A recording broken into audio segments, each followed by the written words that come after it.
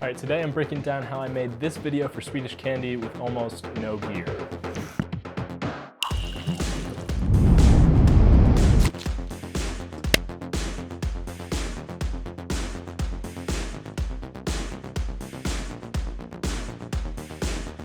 Alright, so just a little note before we jump into the video. A lot of the stuff I'm going to be doing in this behind the scenes isn't exactly the most proper way to do things. Obviously you wish like all your projects would have the budget to rent out a studio, rent out all the gear you would like to accomplish your vision, but sometimes that's not the reality for clients and their budgets. And as a filmmaker, you need to figure out how to like overcome the challenges and work with what you have.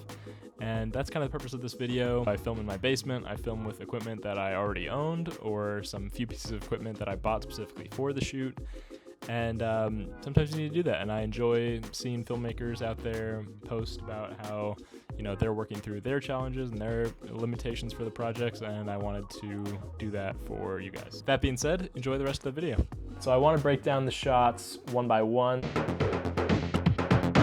For the lemon squeeze shot, I just used the green screen as the background, adjusted the colors on that. For the lime squeeze, I wanted it on a yellow background. I didn't have that, so I used the blue side of the screen to get a clean key on that, replace that with a yellow background in post.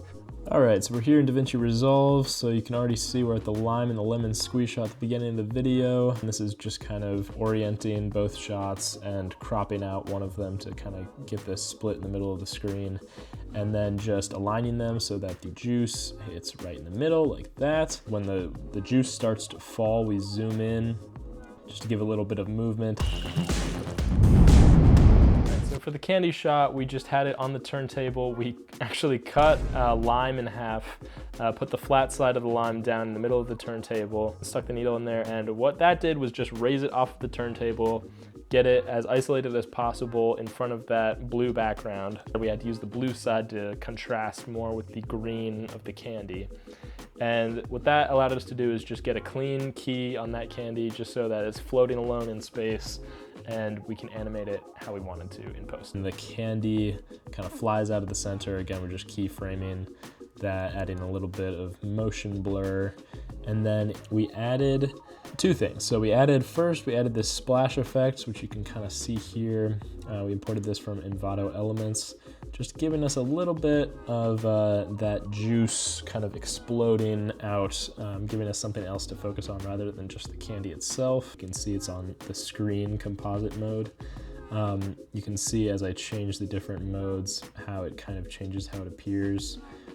Keyframed that to kind of zoom out with the candy and then zoom back in to be hidden so we could just see the candy itself. The other effect that we added to this candy kind of popping out from the center of the frame is actually just a transition here to the 4-color gradient, the drop warp transition, and just timed that up with the start and stop of our zoom keyframes.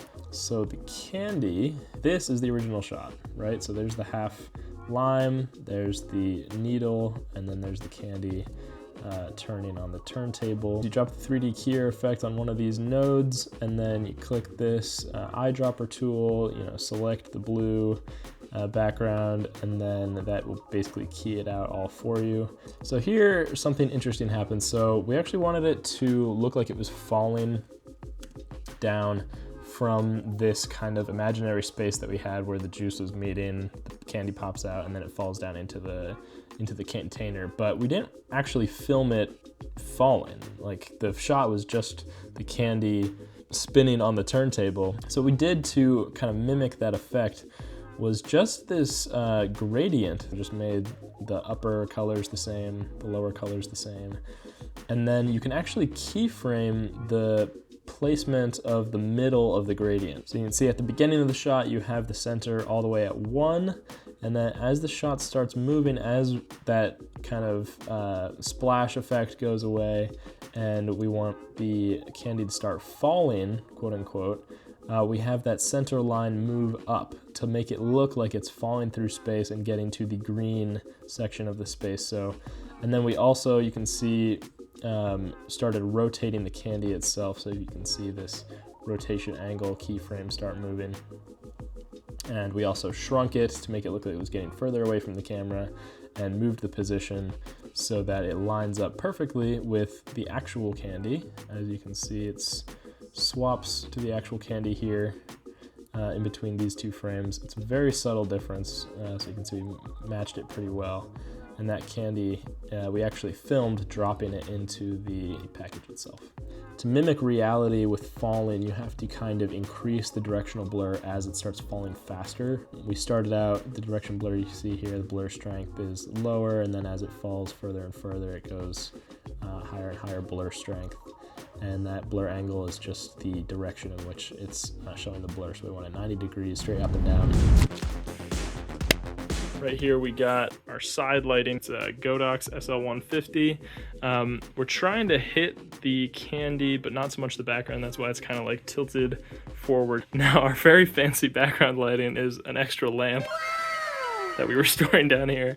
Just trying to give an extra glow, looking like it's almost emanating from the candy itself. So, and then try to reflect that side lighting. We've got this mirror that I have standing up on top of a bin with a clamp holding it up. Hopefully that doesn't fall over. We didn't really have a green sheet to kind of pull down and kind of underneath the candy itself. So we're using a mirror, and it's got this black framing, which I didn't really love, but we were able to kind of hide that, only showing the mirror reflecting the green background, but it still needed a little bit more light on the candy itself. So we got this little guy here, kind of attached to my camera, attached to this tripod because we don't really have C-stands here. Just giving that little hit on the actual packaging to make it stand out more and highlight it a little bit more. We're gonna make it look like the lid just lands perfectly on top of the candies, closing the box for the hero shot. The way we're gonna do that is I poked a hole through the top of the lid with a needle and some string, and what I'm gonna do is just kind of start the shot with the cap already on, pull off the string, and then in post, we're gonna reverse the shot to make it look like it's coming back on, and then remove the string with some masking. So yeah, hopefully it turns out. What we did here, we filmed it in reverse. So I pulled the cap off with the string and then removed the string in post, just doing some manual masking. Of course, you couldn't pull off the cap when it was actually sealed onto the packaging. So we had to pull it off when it was already kind of like just laying on the top. We actually just had a stationary shot of the cap actually on, and then just kind of did a little fade in here. It's not perfect, but it does the job of kind of giving that illusion of it fully going on. So the only other thing about this that I wanted to highlight was the sound effects. So that just adds a little bit of a layer of believability. One of the things we did was add a water drop effect for the juices meeting in the middle. So here you go. And we added this water stirring effect for the splash clip that we added on top of this. And then we added just a little whoosh. And then for the falling portion, we just added a little bit of a longer whoosh, kind of the wind passing the candy as we're starting to move faster and faster.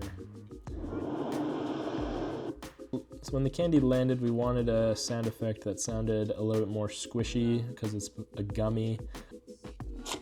For the lid landing on the packaging, we wanted just, and that's pretty much it.